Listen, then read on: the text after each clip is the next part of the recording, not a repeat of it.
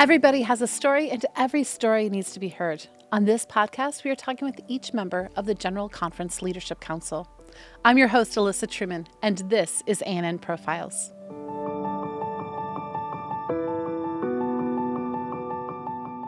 Today, I'm here with Kleyton Feitosa. He is the Global Missions Center's Director. I got that right, correct? You did. I did. Okay. Just making sure. I don't know why I kept know being it's tricked long. up. It is. It's a long title. And I'm just going to say most people have no clue what Global Missions Centers even is. We'd probably be like, so it has something to do with missionaries. And that's what they're probably going to think, but that's not really what it is. You're right. Well, it has a little bit to do with missionaries, but it has more to do with mission to the non-Christian world. It's a special ministry we have here at the General Conference under the Office of Adventist Mission. Okay, so there are 7 centers. 6. Okay. Yes. Why did I think 7? I don't know, because it's a perfect 7 number. is a good number. I'm like, yes. it's a perfect number, so we'll go with that. So let me see if I have them correct, okay? So I'm just going to say where their mission are to, because I don't think I remember all the names. Okay. So we have Jewish faith. Yes. We have postmodern, but I think now we call it post-Christian. Secular post-Christian. Secular post-Christian. Right. So just for everyone listening, we no longer are using the term postmodern. It's post-Christian. And then we have Buddhism, Hinduism, Muslim. Yes. And there's one more. And I don't Think remember. of the cities. Urban. Oh, Mission to the Cities. Urban, yes. Urban. Mission to the cities is under Urban. that. Okay. That one is the urban center. So the urban centers. Yes. Okay. So in these centers, we talk and we develop resources and strategies, training. Yes. So that we know how to effectively talk with people and not to people. Exactly. First, the first mission is to actually inform our members about these world religions because many of them grew up just among Christian friends. And so many of them do not know much about it. And so the first objective, our first mission is to educate people about the world religions, how to mingle with them and how to build friendships. And then once you have the friendship, then you can go the next step and share your faith, share who you are. So we have these 2 missions, if you will. You know, one is to educate. The other one is to how then you share your faith with these different groups. So how are we educating members? I know this isn't your life story, but we're going to get there. But just because I think this is a new area and I want to make sure people understand more about it. We have, even here from the General Conference, we educate people through our magazine, Mission 360, TV shows, Mission Stories. It's a good one. And when we go and travel, all our directors and associate directors, they travel the world. In fact, they are not here at the General Conference. I'm the only one here. Our directors are placed in their context of ministry. They live in Thailand and in Australia and in Europe and, in different parts of the world. And so, but they travel and they go to mainly the sites, the divisions, the territories where we have a large concentration of the people group that they're trying to reach. And so when you go to India, let's say, to speak about how to witness to Hindus, yeah, of course, people, Adventist people, church members who live in India, yeah, they know the culture. They know, 'cause they grew up with Hindus all around. You go to the Middle East, the Adventists there grew up with Muslims. They have Muslim friends. And so for those, it's not as much as, a matter of educating them on what Islam is, what Hinduism is. There's a little bit of that too, because even in those countries, you can grow up in a bubble. It's true. But so there's a little bit of education in there. But for those members who already live in those places, is more education on how to build bridges of understanding. How do you actually witness? How do you share your faith? But if you are in the Western countries, let's say here in the United States, a lot of our members, although have many of these believers, Hindus and Muslims in their neighborhoods, they don't have Muslim friends, they don't have Hindu friends. So for them, yes, it's important to educate, and we do it through different means.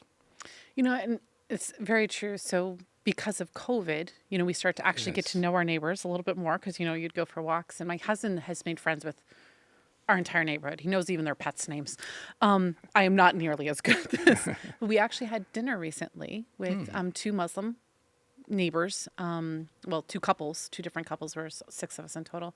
And it was my first time. So we really eating dinner with someone who was not a Christian. So I've eaten with Christians and atheists and stuff, but someone with a faith that was different than ours completely. That was a very interesting experience, and we were very open. It was a beautiful Yes. conversation that we all had with each other, and we're going to do it again. So I'm And if excited it about was it. over, lunch or dinner, food, it's even better. It was That's over a dinner food. very strong sign of friendship that you are open to, become friends with them. Yeah, so I did find out that I was supposed to eat everything on my plate. I did struggle with that slightly because they served me the one thing I have a gag reflex to. Oh, And I so really, they really, invited you then? they invited us Oh, into okay. their home. That's nice.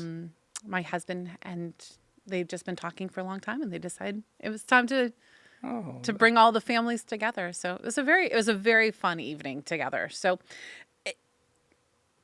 random story there. So let's talk though a little bit more. So here you are, you're leading this. I'm guessing when you were growing up, this wasn't exactly what you envisioned yourself doing. So I would love to find out what you had envisioned yourself doing. Okay. But before we get there, let's talk a little bit about your childhood. Tell me a little bit about like your mother, father, where were you born and raised? Tell us a Okay. little bit about that area. I I had godly parents. My father is deceased now. My mom's still alive. My father was a pastor in the Adventist church, so I'm what we call it a PK, a pastor's kid. And I have 3 brothers, so large family. And in those days, they moved pastors every 3, 4 years. Now, where were you? I was born in the northeast part of Brazil. Northeast. Northeast, if you, for those who remember the map, is where you have the valley curve a little bit on the north part, to the So it's farther Atlantic north Ocean. than Recife? Recife, that's the city. Is it really? Amazing. Of all the cities in Brazil, you picked the one I was born in. Well, it's the only one I know up there. Why did you pick Recife? 2 reasons. Ah, My boss, Williams Costa Jr., Oh, that's where he yes. was raised. That's And right. he said it one time. okay. And then when I was traveling over to Africa recently, it was the one city on the map that kept showing up for all of Brazil.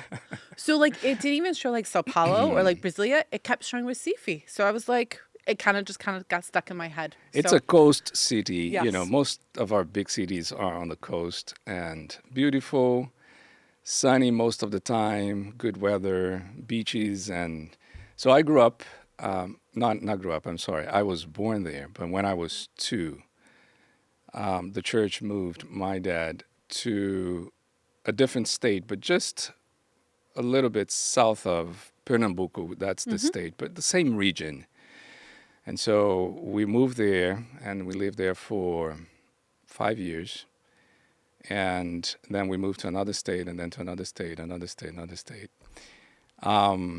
Just recently, and I'm talking about a few months ago, I could say that I've been in the same place for at least 6 years.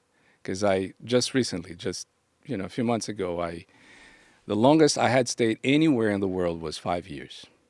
So I've been Wow. moving quite a bit since I was born. First with them, and then I became a pastor. and you started The moving trend yourself. continued, and so. But yeah, So you were moving a lot. What was some of your first early childhood memories? going to the beach with my dad and my brothers. My dad was a departmental director when What we were department? young, youth and education. Okay. Well, those days when you had to combine some of those. In and some the- places we still do. Yes, and the territories were large, so he was traveling a lot with 4 young kids. So one day he walked into the president's office and said, I don't want to do this anymore. Just give me a church.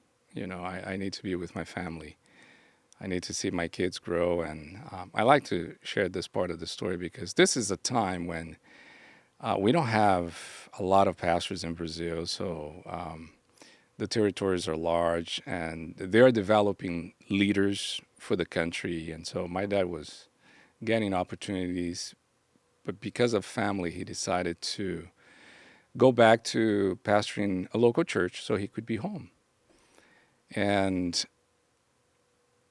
because of that decision, the time we spent in Bahia, which is the other state, we had the opportunities to every Sunday in the morning, he would drive to the beach with all of us.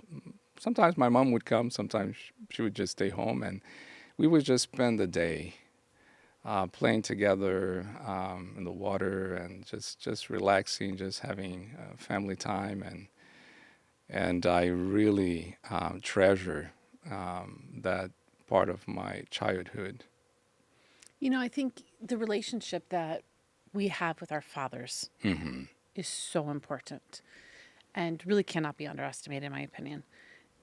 I love the fact that he truly put family first because he probably could have risen through the ranks, Yes. and he realized that the most important thing he really had were his children.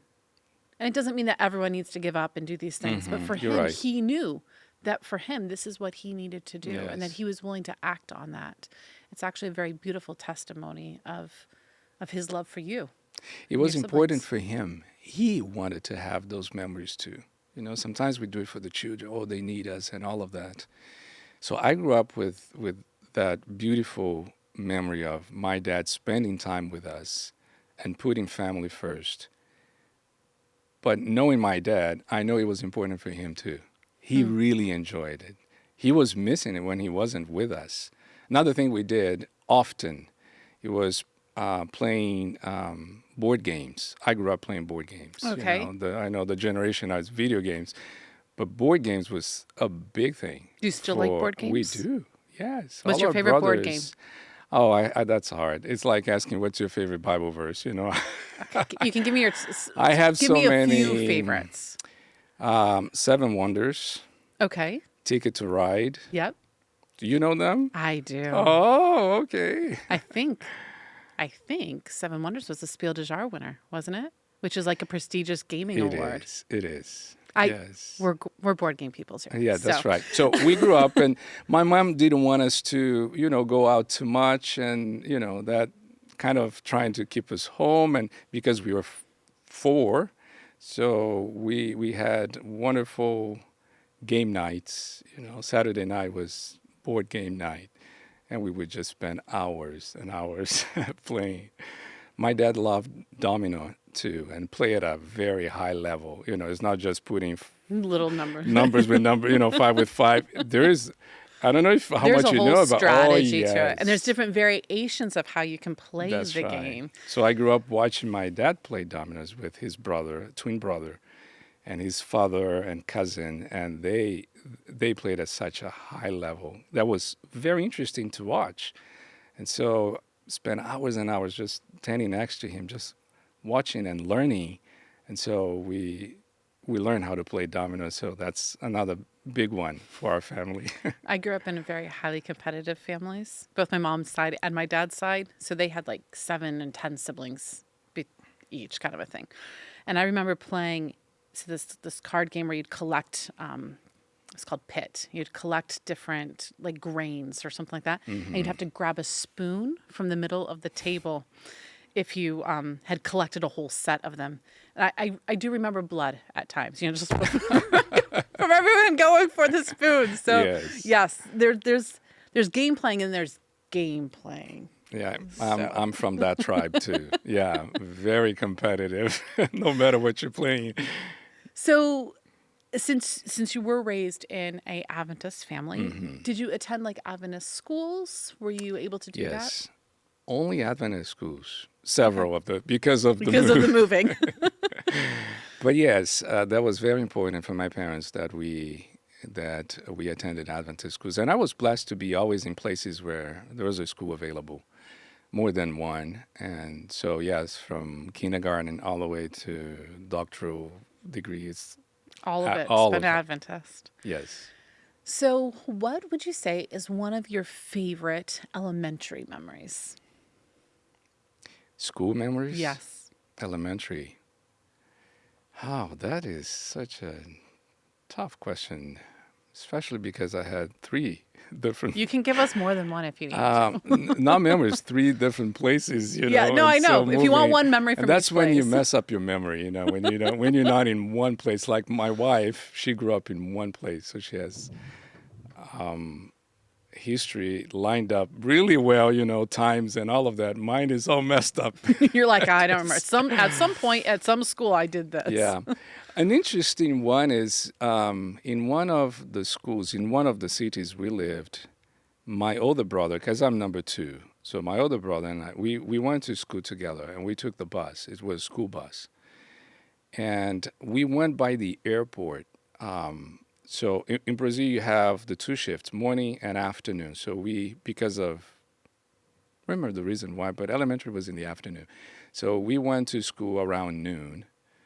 And every single day, going by the airport, there is an airplane just landing, and it was quite a show. It was because this was very close to, we were right there by the runway, And you just remember this and we were plane just landing every day. waiting for the bus to get to that spot so we could see the big airplane. And we're talking about like 40 years ago, so planes were still a big thing. Not anymore, but yeah, kids like to watch planes, take off and land, and this is a memory I have from those times. From those years. Do you have a teacher that stands out to you? Since you had multiple teachers you can pick from. To be honest, no, No? no. I guess the reason is because we didn't have time to develop strong friendship. Because even after you leave a certain grade, you stay in the school, so you see your teacher, you go back to it. I see it now with my wife, we've been here for 6 years, so kids grow up, but they always go and hug her. When I was moving all the time, so You never had a time to. not to bond strongly with any Do you think this specific made teacher. your siblings and you grow closer? Because you were the consistency you had in each other's lives? Yes. Never thought of that, but you're right. We are very close. We are very close. Let me give you an example. I'm here for it. Just 2 days ago. I had a birthday last week. Happy birthday. Thank Happy you. 34th Oh, birthday. thank you. You said 34, even if you changed It's the not quite numbers, right. You go a little bit more. But it's not even my big 50 yet. 50 is coming next year. So Oh, so I've it been is a few saying, more than a few I don't more. like parties, but I said when I turn 50, yeah, I'm doing something special. But hey, my birthday was on Thursday. On Friday night, they all showed up at my house. But let me tell you, they may say, well, what's the big deal about that? Well, the big deal is one lives in Montreal, Canada. Another one lives in Seoul, South Korea. And only the older brother lives in Virginia. So, yeah, to have the older brother come, okay, that's fine, that's good. But the other two flew on Friday to I love spend that the weekend so together, much. yes. Just for the weekend. I posted, yeah, just for the weekend, two of them, and the one from South Korea just went back yesterday. So I posted on Facebook, Instagram just 2 days ago, said that's my greatest birthday gift. And then there's a picture of all of us. They're And going my to have mom to do a is with lot me. to get up to, make it even better for your 50th then. Yes. So I also Bring the rest of the family. There you go. Because we're very close, not just the siblings. 2 years ago, we decided to do a trip, just the four of us. We've been thinking about it for years, and we finally did it. So where'd you go? We went to Turks and Caicos, an island in the Caribbean, because we love the beach. That goes beach. with the See, I'm not a big childhood beach memories. Yeah, no, we do love it. That's vacation for us, and we packed a lot of board games. We rented love it. a house, an Airbnb. We spent 1 week just playing board games, going to the beach, hanging out. Yeah. So you have created a really strong familial network. So tell me a little bit more about your mom. What was she during all these years? My mom is, because she's a pastor's wife, and it was very difficult for her to actually establish. She's a teacher by profession, but then she's also very innovative, strong leader, so full of ideas. So every time we arrived in a new state, new city, she wanted to start a new business, and she did. So one time was a school. She grew the school full elementary, and then my dad got a call to move out of state, so she sold the school and we went to another state. And she gets there, she said, okay, now I'm going to open another business and clothing business. And so every place we went was a different thing, and she was very successful. So very strong, very godly, praying woman, and continues very strong. When they retired, she said, okay, now I'm going to start the business of my life, my dreams. And she started a travel business. And she's been traveling for the last 10 years, taking Adventist groups all over the world.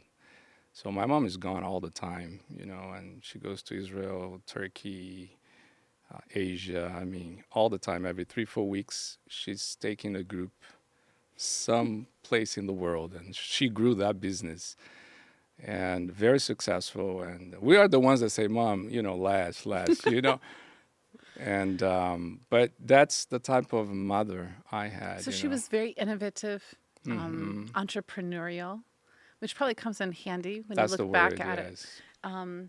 Now that you're in this position where you're having to try to figure out ways and methods and stuff like this, you have this pastoral background from your father, but this innovative and entrepreneurial spirit, which actually does translate into helping to understand how to work with people from around the world. You're right. And my wife would say that I'm after my mom's skills and dreams and personality and all of that. So I'm always You're more thinking like her. 5, 10, yes, 10 years down the road and planning and all of that. And I think you're right. You said it right. The combination of the two has really helped me in what I do today. And honestly, in my journey up to this point, because even as a pastor, it wasn't just you graduate, you become a pastor, Yeah. and you stay in the same city or state. I've been in 3 different countries. I've done different things, and so I continue that that trend of moving a lot and experiencing new things and trying new things. We're hoping to and keep you here for a while. So yes, good I think news. it's time now to settle. So let's talk a little bit about your teenage years. Often those can be harder years for young people. Now you're very close-knit family. You have a good foundation. Did you ever wrestle with your faith, though? No, No. no. When did you know that your faith was your own? I never had that moment when I had to stop, think about it. Okay, let me own this now. It was organic, I think, and because we grew up in a very solid family without issues, without criticism about the church or the faith, it's just part of who I am. And of course, when you get to teenage years, then you leave the house. We went to boarding school. I went to boarding school, all my brothers. So I left. I was only 14, turning 15, and never went back. From there you go to college, and so I was young, but the boarding school was very strong in the faith as well, making sure we keep the faith, that we explore the faith and develop our skills and all of that. And so it just added to who I was at that time. And it gave me opportunities to even witness more. I had one of my roommates, we were 4 in the room, not 2, was not Adventist. That's a lot of people in one room. Yes. Even if and it's the a biggish was room, it's small. just a it lot of. wasn't big. But hey, bonding, who Yay! cares? We just have fun. One of them was not Adventist.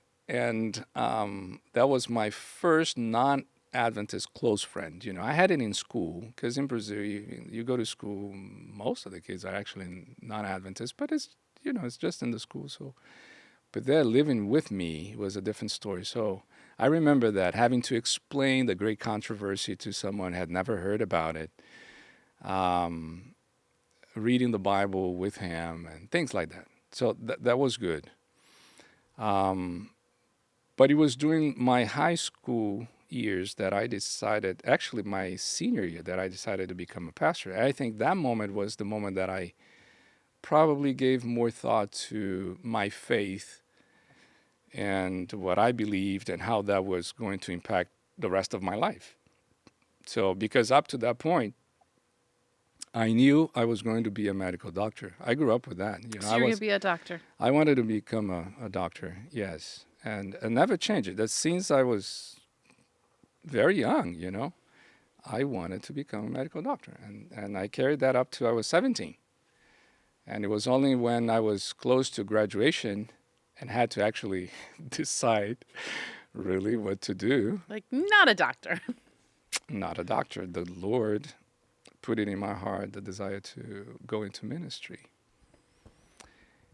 And it was to actually be a missionary. It wasn't to... So it wasn't just to be No. It wasn't like, be no, a pastor and move around like your father did. It's like, go, be a missionary and move Yes. around a lot of places. Cross-cultural ministry. Wow. That specifically So at 18 that. years old, you Yes. felt compelled that you were supposed to be in cross-cultural And I ministry. tell you how that happened.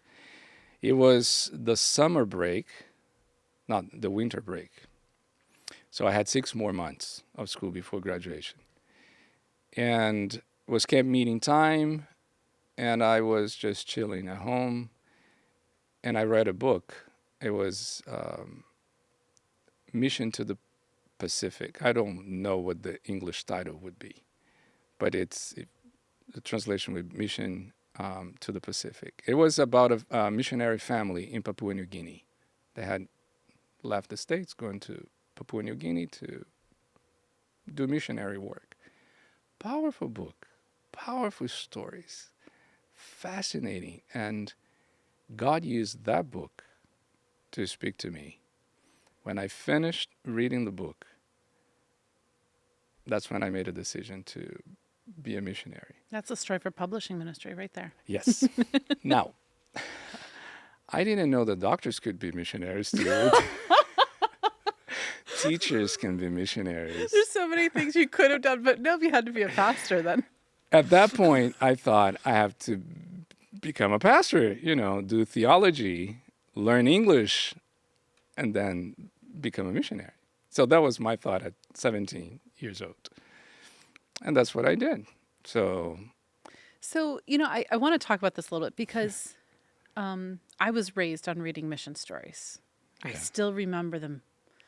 Like they're etched into my mind. I even remember in our Adventist schools, we would have this period right after lunch where our teacher would read to us for like 15, 20 minutes and we could color or do whatever. Mm-hmm. And she would read mission stories.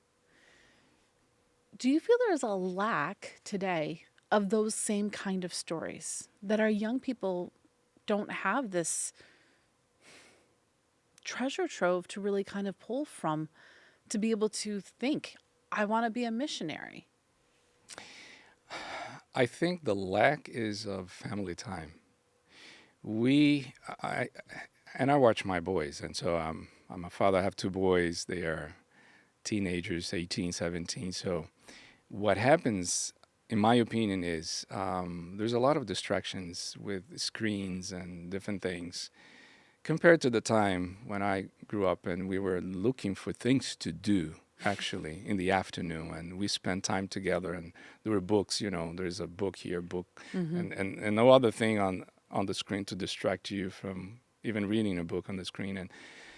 And so to be busy, just to have something to do, we would look for books to read and spend time talking about these things. I think today we don't have enough family time. parents spending time with kids or encouraging them to actually read the books. We have the stories. We still have the stories. Many of them are in video format these days, the mission stories, and we produce that. Adventist Mission, there's a lot of mission stories, interesting stories. Where can we find those mission stories? I'm going to let you do a plug right now. Gary Krause can thank me later. Adventist, thank you. The Global Mission Center's website, adventistmission.org, Mission 360 website.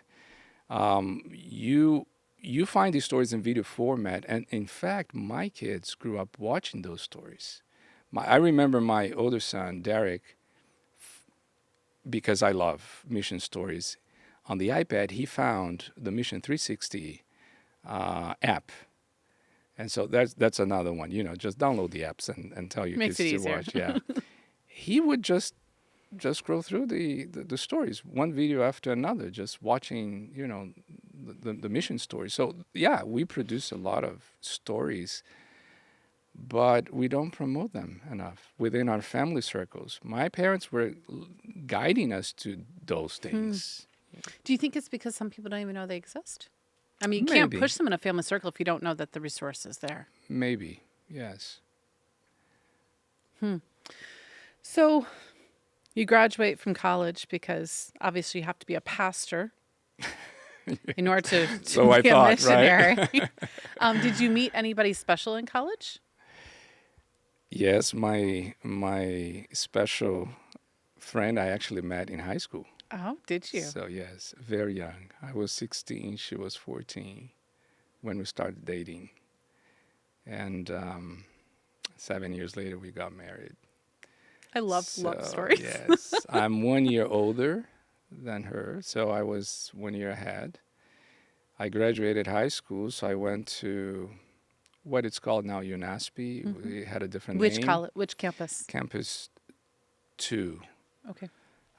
Yeah, because now there's a Campus 3. Because there's 3 campuses. Campus 3 was our boarding school. It was only high school until recently Okay. and became Campus 3.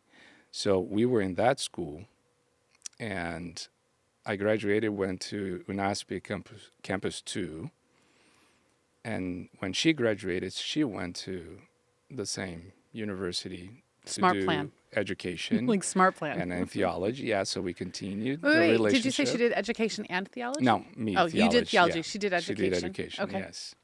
So I graduated first, went into the field to work as a school chaplain, Bible teacher for 1 year, waited for her to graduate, and then we got married 3 weeks after her graduation.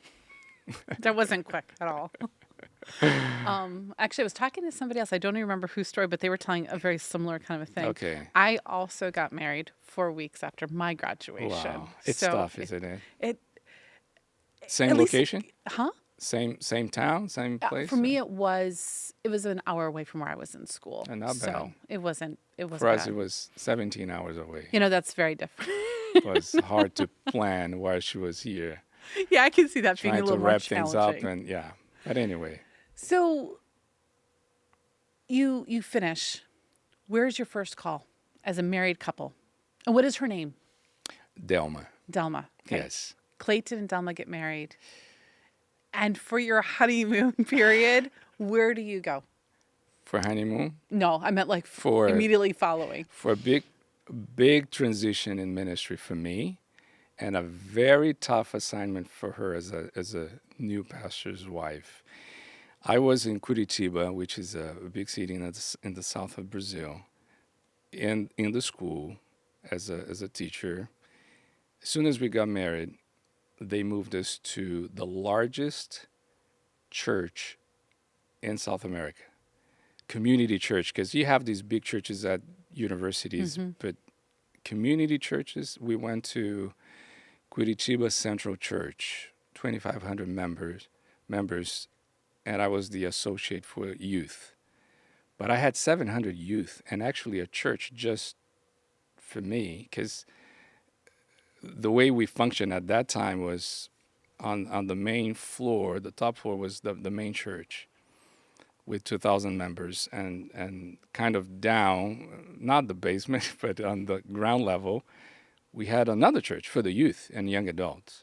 So we had two churches functioning at the same time. So two worship services, two different Sabbath schools, and I became the pastor of that church, almost 1,000 youth, That's a and I was that's a only big first, like a 23. real first It was pastorate. it was big. And my senior pastor, my boss, because we were three pastors, one for evangelism, me for youth, and Pastor Jonas Ahais for the main church. And so it was very challenging, but it was very good for us. We learned a lot. What's something you learned? I was actually just going to ask that question. Ah, So that was a really great way to lead into it. What would you say is one of the things that you learned the most from that experience? how to lead, how to lead a church, how to lead people, how to do board meetings in an effective way, and because everything was maximized, in that church. It's like you wouldn't believe this. Just for the board, we had a booklet. We had like 80 members, part of the board. So the first thing Pastor Jonas suggested was, let's call everybody. Let's check. Well, why we have so many? I mean, there was like dozens of elders in the church because all retired pastors became, in the city, attended that church, and previous pastors were just putting them as elders, but some of them were not attending church for years. I remember calling one of them. He was 80 something. I don't know him. It's our first month. It's our first board meeting. We have this booklet with I mean almost 100 people, and I said, well, let's call them and find out who they are and invite them to Board the meeting. first board meeting. So I called this pastor. The wife picks up the phone and said, oh, no, he can't come. He's bedridden, he was in his last days, and we didn't know anything about it. And I mean, this is a big church. So anyway, I learned how to lead a church, especially churches of that size. There's not a lot of Not a them. lot, yeah. But how to work as a team because, I was with two other pastors. How to lead board meetings. Visitation came naturally because I went with my dad to, a lot of pastoral visits. And you got to realize I grew up watching my dad do a lot Pastor. of ministry. And I was one of those who would go with him to a lot of things. And so not a lot of new things like first time seeing this or first time doing that. But in that specific context, it was like 3 times, 4 times, 5 times the size of what I had Yeah. experienced with my dad. So that was an interesting experience. I really enjoyed it. And how many years did you serve there? 3 years. 3 years. And then you go to where? Then we came to the United States. And what did you do here? First, we went to Texas because, Yay, Texas. yes, my uncle was pastoring in Texas. So Which we needed part? a place to land in Dallas, Which church? the Brazilian church, Okay. the only Brazilian church at that time. They have 2 or 3 now. Yeah. But he was pastoring the Brazilian community. Okay. We needed a place to land and just, get familiar with the culture and the language. And so we came because I wanted to study at Andrews, do my postgraduate studies, but I had to learn the language first. And so, That's helpful. yes, you need that. So we decided for Texas, which was interesting because my English teacher in Brazil, right before we left, he said, so where are you going? I said, we're going to Texas. I said, well, that's not a good place for you to learn English. So that's where I started. So we stayed in Dallas for a year. And then we moved to Bering Springs after that to study at Andrews. So I have to ask, what was your biggest going to Andrews, coming to America? Because this is your first time kind of really out of the Brazilian Yes. bubble. We'll call it your bubble. What was it like coming to this whole new culture, going to school? I mean, because you have 1 year of English. I'm sure you have some background in English as well. Yes. But What's it like to go to a school? I mean, like everything's in that language. Everything is so different. What was that like for you? Not a big deal for me because I'm used to Moving. moving.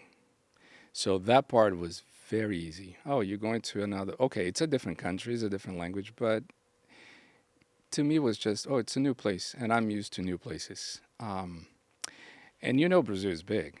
It is very So if big. you go from the north to the south, you got to learn a lot of new words, and the accent is very different. The culture is very different. So I have experienced all different cultures in Brazil. So I'm used to relating to people who use different words, think differently, those kinds of things. And so, of course, now it's maximized because this is the United States now.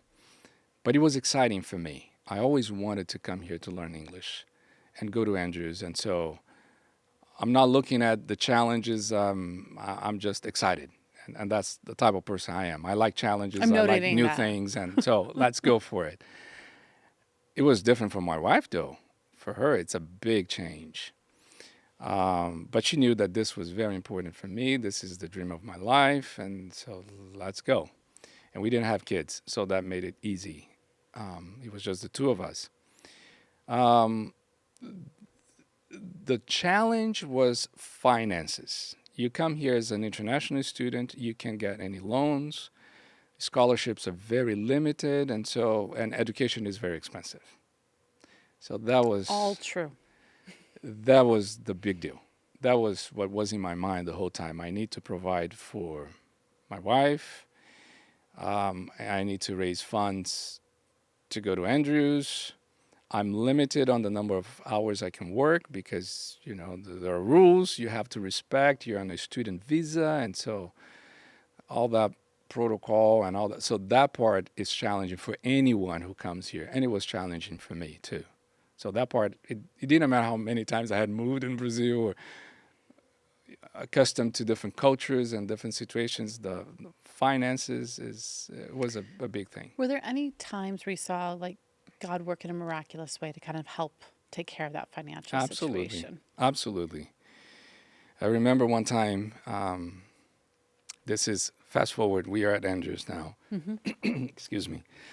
And I actually opted to do the MA, not the MDiv, because I was an ordained minister when I came to Andrews. So the MDiv is more to prepare workers for the ministry, and I wanted to do my PhD in mission studies, and so they advised me to do the MA in missions, and I thought that was a good idea. More academic, but it's a lot more expensive. A lot more expensive. So we spent all the money we had, and we have to pay the bills, and we're wondering where the money is going to come. So I go to the mailbox one day, and I pick up our mail, and I sort through the mail, and there's a check. And I open the check. There's a decent amount of money, and I don't know who sent it. I was never the one to advertise our needs and to say that we were, short on funds, but somebody somewhere knew Addressed that, to your name. addressed to my name, and I remember doing a lot of research to see if I could find out where the money was coming from, the check was from, and I remember it was from Ohio, and at that point I didn't know anybody in Ohio. And I asked a few friends. I wanted to know.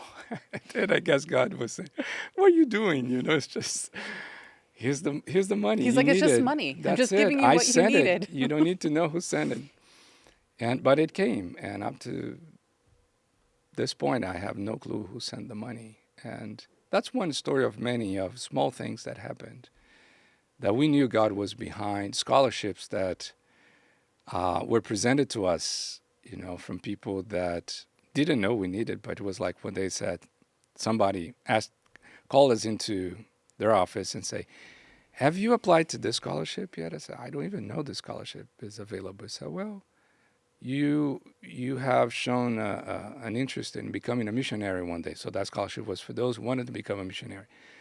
I said, yes. I said, okay, so here's a scholarship, just apply for it. And it was $1,500 at that time. And so things like this that God was orchestrating behind the scenes. And I don't know how we did it, but I finished without, loans. I couldn't take any loans, without debts. And Oh, that's amazing. God blessed every step. And so when we received a call to go back to ministry, I was debt free, and it was amazing. Where was that called to? Chesapeake Conference Okay, so that's where here we in are. Maryland. Yes, Here in that Maryland. yeah, So where did you come here in Maryland? Southern Maryland in Waldorf, small church. They wanted the new pastor to do some church planting in the area because it was a big area. The area was growing, and they wanted somebody to pastor the Waldorf church and just plant a new church in St. Charles County. And so that was our first call to work in Chesapeake. So I know that, getting that first call afterward, you've finished your degree, you've been a pastor before, but this is now your first one here in another country. What were some of the challenges that you found here? Language. Now the language. You didn't even hesitate this time. No. Because you need one level, a certain level of English to study. But to pastor a church, it's another level. It's a different level.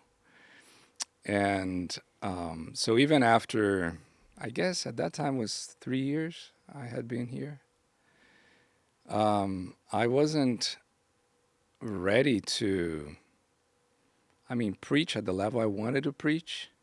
Of course I could preach, but In Portuguese.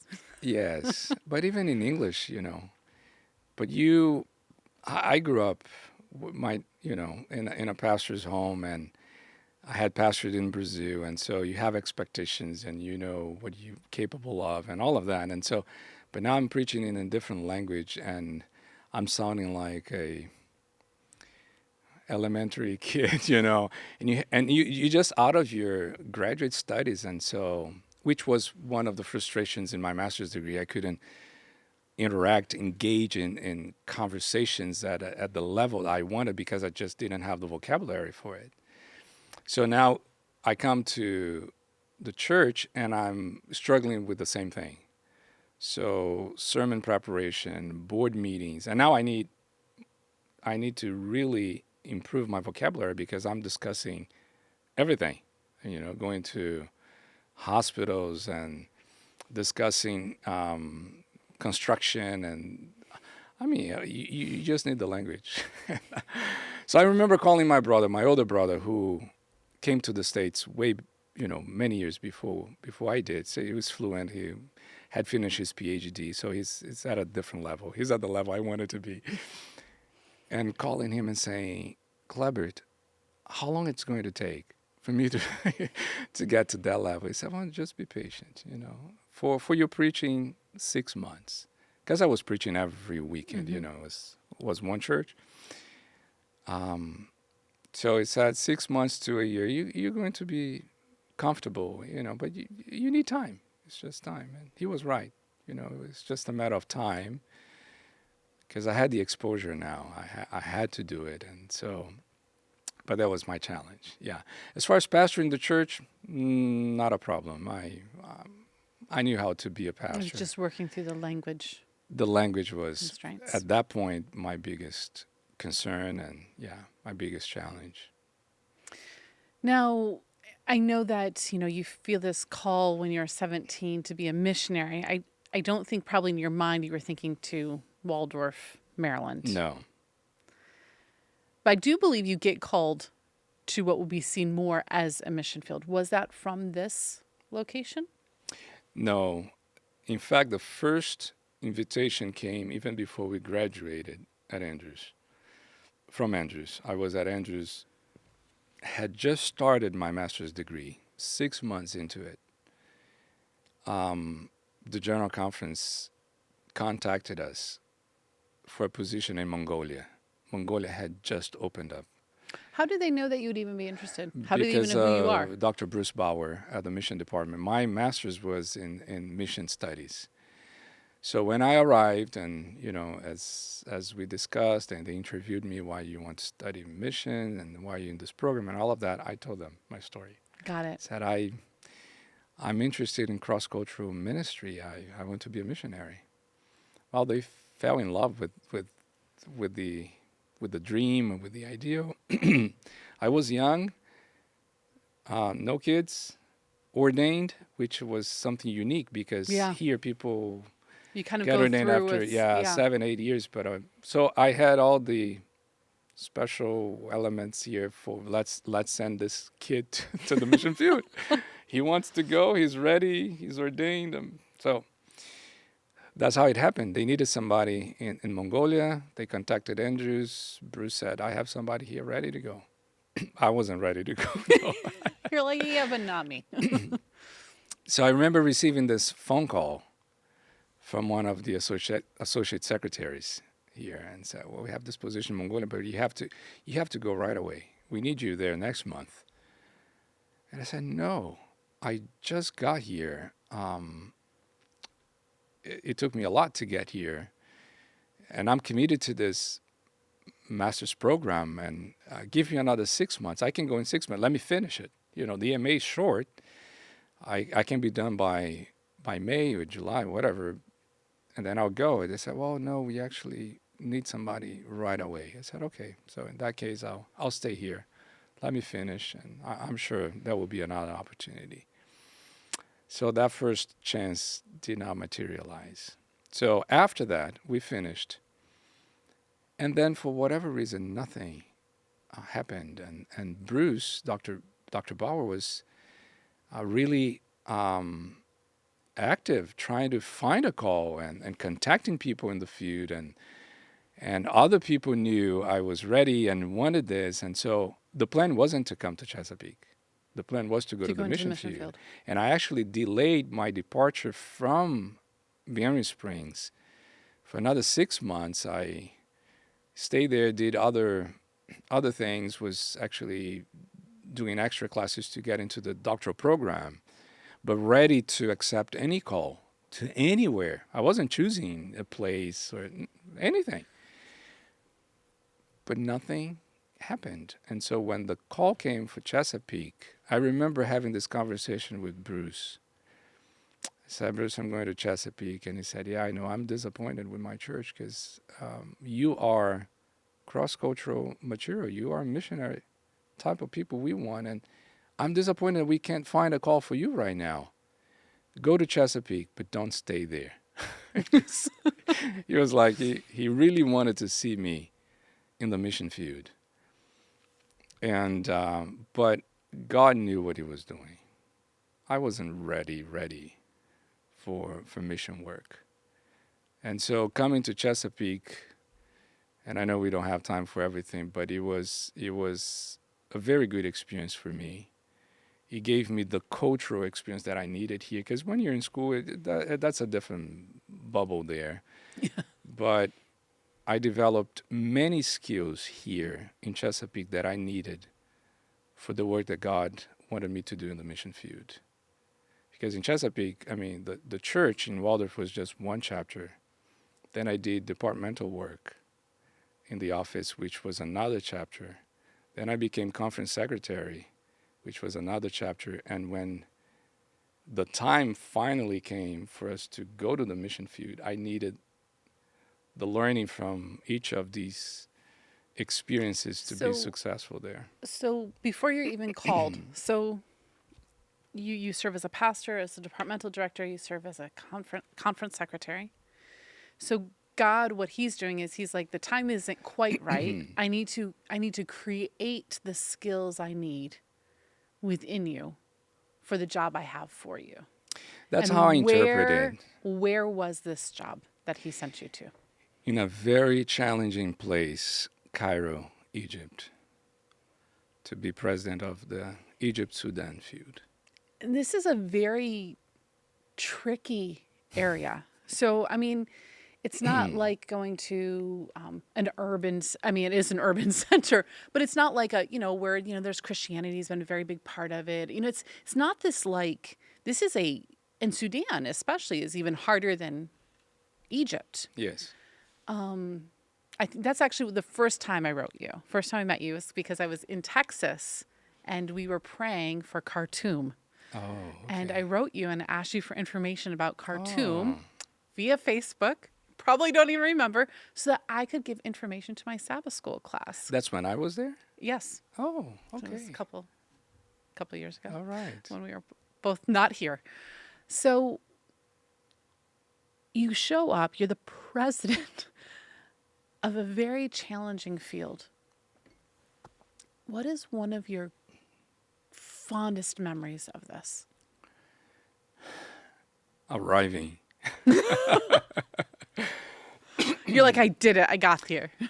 That feeling of your mind go back years and years to when you were 17, reading a book about a missionary family serving in Papua New Guinea. And here I am landing in this very special land. I mean, Cairo is such a special, unique place, The land of the pharaohs, such a big portion of the Bible is, related to Egypt and the story of Moses. And I mean, it's an amazing place. And I'm landing, this is 3, 4 in the morning.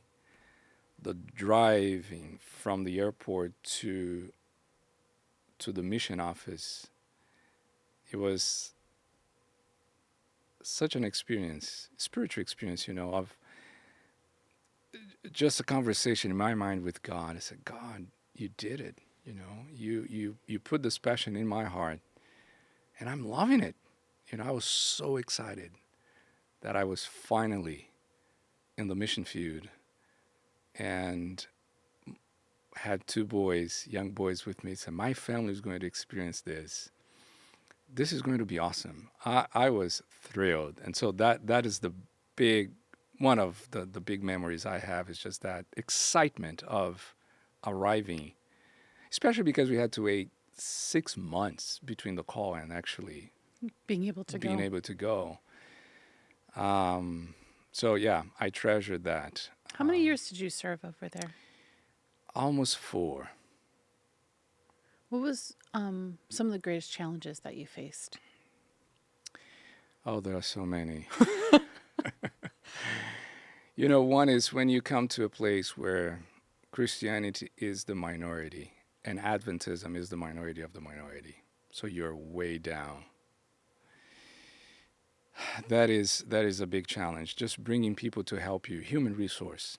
I think it's one of the biggest challenges any missionary who is in leadership position faces. It's just having more people to work with you. I was the conference president. I was the ministerial director. I was the educational department director. I was everything. I had people helping me, but I was involved in everything. It was very challenging in that sense, and so I knew I needed to bring more people, more missionaries. Needed to develop local leadership. That's number one. Mm-hmm.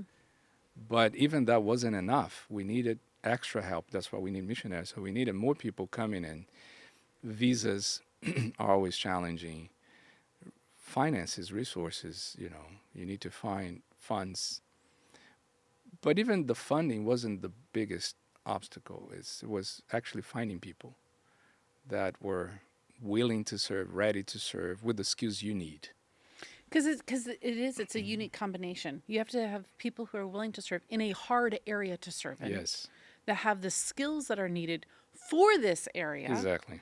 So it can't just be like, oh, I'm a pastor, I'll come. It's like, yeah, but I need somebody who has this ability. You So got it. It's hard to find. And they have to be willing to uproot their family. Yes. And that's one of And the move around the challenges world. because sometimes you find the person, but the kids are at an age where they just can't move. So you have to wait So different life circumstances kind of determine whether you're ready or not ready to That's go. a very true point because especially your children's ages can really make it be a deciding factor if you're really wanting to make a call. It is for a lot of people So you were there for 4 years. Why'd you come back? because of my health. Let's talk a little bit about this. Yes, What happened? Because it's a pretty traumatic it is. It is. situation Yes. that took place. So you're over in Egypt, you're serving, you're doing all the things, and you're trying to grow this area. What was the first sign that you were having a health struggle? It happened only 2 years into service when I had, just to back up a little bit, even before I went to Egypt, I was diagnosed with liposarcoma, which is it's cancer that grows in muscle. And so I had a tumor in my left thigh that was growing. And so in 2011, and it was liposarcoma. I had surgery, radiation treatment. This is the time when I was in Chesapeake serving as conference secretary. The call to Egypt came 2 years later, and I was in remission. I thought I was fine. Cancer is gone.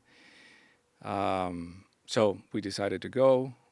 2 years later, I had my first recurrence. So the tumor was back in my thigh, same location, which is kind of rare after surgery and radiation treatment. So just going through my routine exams, we detected that there was a recurrence. So we decided to fly back to the States, back to my doctors, and had surgery and decided to go back to the mission field. Another year and a half later, another recurrence. And things were just getting worse. Every recurrence was like a sign of this is not getting better, this is getting worse. So in June of 2017, this is almost 4 years into service, I had this second recurrence. And after surgery, my surgeon said, Kleyton, we did remove everything we saw, but I expect that this is going to come back in a few months. And if it comes back, we will probably have to amputate your leg. There's no more surgery available here to save your leg. And so we processed that information, and that's when we decided that it was best to come back. Because if at 3 months later or so we see cancer again, I was already back home, and I could prepare better for the type of surgery that I knew it was coming. So it was the most difficult decision of my life. And you asked, okay, what is the greatest memory you have, the best memory you have? And I told you it was arriving in the mission field. The most difficult one and the saddest one I have so far is leaving the mission field. I remember just crying for hours in the airplane. Just going through, the cards, the notes, it was very challenging for the field because, okay, they see me come here for another surgery, but they know he's going to come back. I mean, he came back the first time. And I told them, I'm going to come back. I belong here. And I could not understand why God was taking me away from something that I knew was a gift from him. I knew he had prepared me for that. It was like clear as day. I was born for this. And God is giving me this gift, this privilege. I don't own it. It's his. But I knew. I look back and I can see exactly how, step by step, he was preparing me for that. And all of a sudden, it's taken away. I could not understand it. I could not explain it. I had to accept it. And that's what I did. So you land back here in Maryland, correct? And you do end up having your leg amputated, correct? A year late, 9 months later. Yes. So this was we came back in July. So I went back after surgery to say goodbye. So we spent 2 months in the Middle East. So we had time to process that with the local people, have some closure, and then we came back as a family. I was given a church here in Chesapeake, so we came back to Chesapeake to our home in April of the next year. That's when I had the amputation. Very high above the knee. This was not just a small surgery. This was a life-changing experience, life-changing surgery, as they call it. What is it like when all you've wanted your whole life, well, at least since the age of 17, to serve God, to serve the church in mission, to come back and not to just have to come out of the field, but to also have your life so drastically altered? Did you wrestle with that? Did you struggle deeply? Like, this was my call. You gave me a taste of it. Yes. And then you took it away, and you took away even part of my body. Mm-hmm. How did you wrestle with that? Everybody goes through those questions, and I did too. I never blamed God for what happened. It was interesting how God walked me through every stage, every step to prepare me spiritually for that. So I was not feeling alone or rejected, or He prepared me for that. So as I am processing the loss of my dream here, the mission field and all of that, and now the loss of my leg, I'm trying to find spiritual reasons for it. I'm trying to find purpose. That's how I coped with everything. There is a purpose in this. This is what I preach. This is what I teach. So what is my purpose now with this? So I approached the whole change of life, professionally and personally, from that angle, from that perspective. There is a purpose here. It's a divine purpose, and I just need to remain faithful, stay the course, and God is going to fulfill that purpose. And I may see it, or I may not see it, which is another level of struggle or dealing with whatever we deal with. We want to see the purpose. We want to see why. Mm-hmm. God gave me enough relationship with Him. I think that's one way to put it. That I came to that point in life where I was okay not seeing the purpose, just knowing that there was a purpose. And I said, okay, God, if you want me to wait until we're together one day, in heaven, for you to give me the details, I'm fine with it. I don't have to see it now. It's nice to know it. It helps, but I don't have to. And so I was just going through it, holding His hand, knowing there is a purpose. And sometimes the purpose is not even you. It's not even those. We could speak so much about this, and I'm trying to just put my thoughts together to make it short. Some of the struggles we face has nothing to do with us, and nothing to do with those even around us, like my church and my family.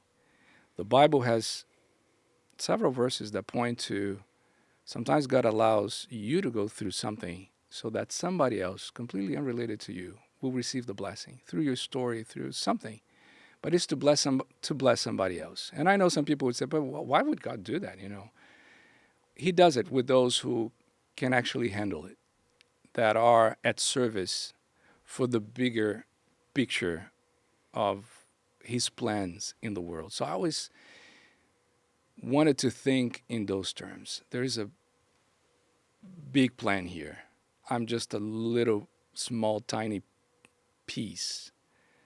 And if what I'm going through is going to contribute for God to run his plan in the world, I need to be okay with it. So you came back here. You served in a local church for a number of years, and then you were called to the General Conference, correct? Yes, correct. Now, was this the position you were called to? Yes. So this is, when were you called originally to this position? It's just in the last year July or so, of right? July of last year. Okay. Yes. You know, it's interesting because as I hear your story, I remember overhearing bits and pieces of this, just because you hear stories about different people. But hearing you tell your story, I think back to this 17-year-old kid, and I realize that in so many ways, God is fulfilling that call for you, even to this day, because actually you're training a people, his people, to be cross-cultural missionaries. It wasn't just about you being one. It was about you helping prepare his entire church to be cross-cultural missionaries, which is such an honor and such a privilege. And it took someone like you, someone who has had this desire, who has served in so many different ways, who has had loss, who has struggled, to be able to know how to help people who have gone through that same experience. So there might be people who are watching this who they are not ready to go and serve, to be missionaries. They did not feel the call at 17. But I believe all of us are called. Yes. You have 6 centers under you. And all of us, in some way, can come in contact with somebody from one of those centers. Yes, absolutely. Which means every single one of us is a missionary, wherever we may be. It doesn't matter where I am a missionary. Yes. What do you want to say to all of those people? Be faithful. Be willing to serve. And God will make the divine appointments that we all need to be able to share.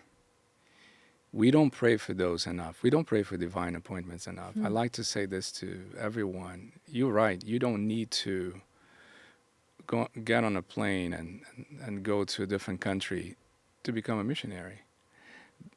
That was the understanding of the 17-year-old boy. But not today. You're right. We are all missionaries for Christ. And you said it could be to Muslims, Hindus, Buddhists, or my Christians and non-Christian friends just across the street from where I live. Pray for divine appointments. Because we don't, as missionaries, we don't go to bring God to people. God is already there. God is in every home. God is in every country, with every person from any religion. We don't need the global mission study centers to bring God to people of other religions. God is already there. What we need is that the people that are responding to God would meet other people who have an experience with God, who have a story to share, who can relate to them. And that's where the missionary comes in. And so for that to happen, we need those divine appointments. God knows who is responding, who is sensitive. And if I pray before I leave the house and say, Lord, give me a divine appointment today. Lead me to someone who's seeking here in my neighborhood or where I work, somewhere. Just give me an opportunity to connect with that person. You would see how God works. It's amazing what happens. And you would be sensitive to identify those appointments because you've been praying for it. Do you realize that sometimes you talk to someone, you see something happen, and you want to say, was it God trying to use me with it? Right? Mm-hmm. If we are praying for it, there's no doubt. You understand when it happens, you know, oh, this is a divine appointment. And then we become more intentional about sharing, about connecting, about trying to find a link that will allow us to witness.